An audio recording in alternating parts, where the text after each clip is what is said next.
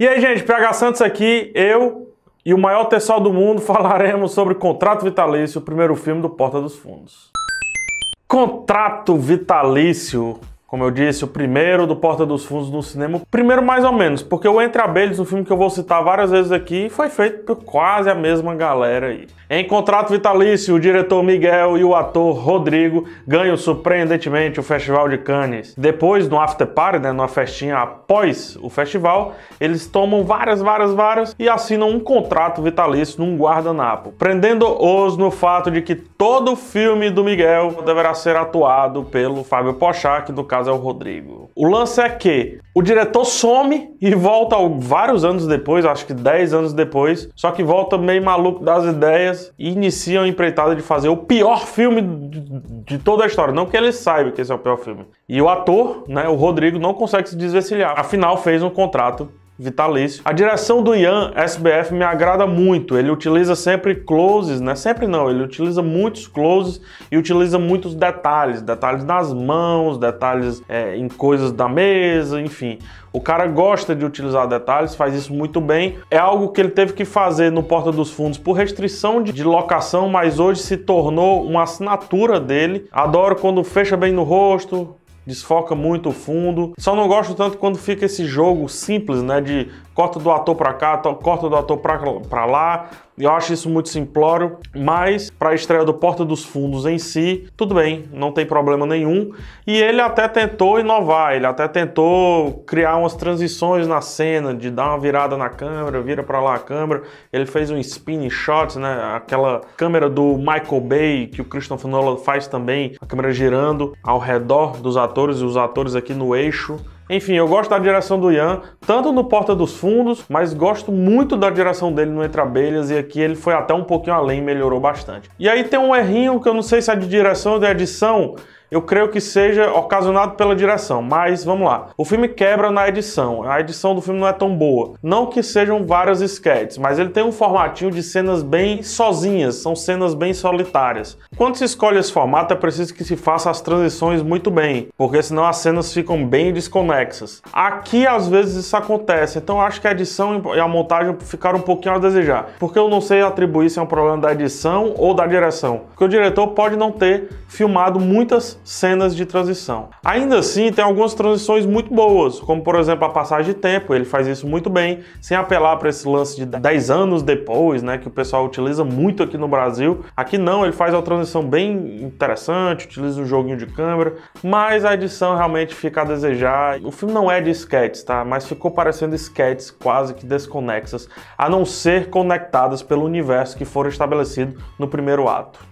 O Fábio Porchat tá muito bem, eu gosto do Fábio Porchat, eu gosto como ele consegue variar do drama pro humor. Aqui ele não teve muito espaço pro drama, a não ser no terceiro ato. Em Entre Abelhas ele faz isso bem melhor, porque o roteiro puxa muito mais dele. Nas sketches do Porta não tem como ele fazer. O Gregório do Vivier também vai bem, é um personagem escrito bem pra ele. Ele tem esse humor sarcástico, humor irônico, o cara que faz a piada e não ri, e às vezes é uma piada ofensiva, que se ele risse quebraria o gelo. Ele faz a piada, não ri, mantém ali, uma parada meio nonsense, meio ermitão.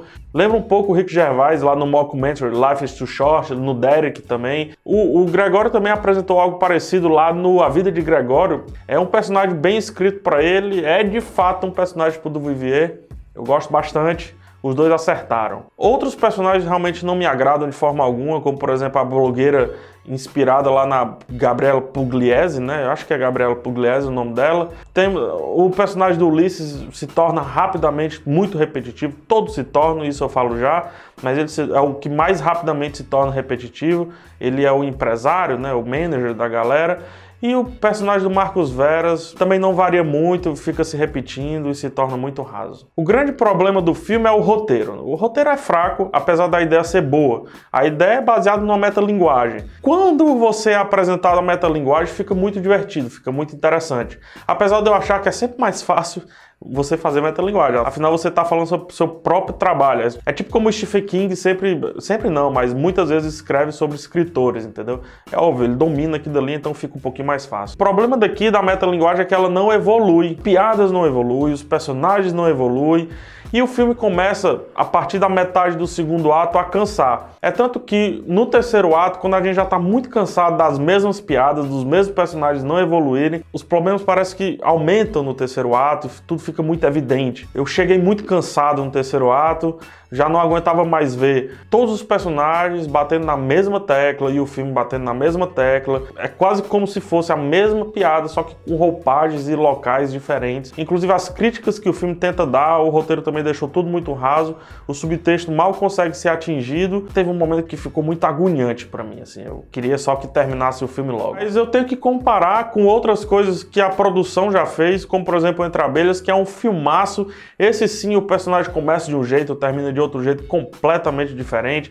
Há a comédia, há o humor, mas só que ele é bem dosado. Aqui não poderia ser porque é uma comédia pura e simples, né? Uma comédia de origem. Entendo porque que aqui não teria que ser assim, mas a falta das cenas de transição e a falta do respiro após a piada credenciam muito mal o Porta dos Fundos aqui, o Contrato Vitalício, como uma comédia. Eu dou 2,5 estrelas para Contrato Vitalício, mas eu espero que o pessoal do Porta dos Fundos continue fazendo filmes que falta pouco para acertar. É só um pouquinho de inexperiência. E olha quem tá falando, né? O experientizando o cinema, né? Show? Se você gostou do filme, comenta aqui. Se você não gostou, comenta também. Deixa aqui suas impressões. O que eu tô falando não torna o filme ruim, muito menos bom. Então vá lá e confira com seus próprios olhos. Se gostou, dá joinha. Se não gostou, dá dislike. Desculpa o terçol e aqui a confusão que eu tô entregando pra vocês. Mas um beijo no coração de todos. Até o próximo vídeo e tchau.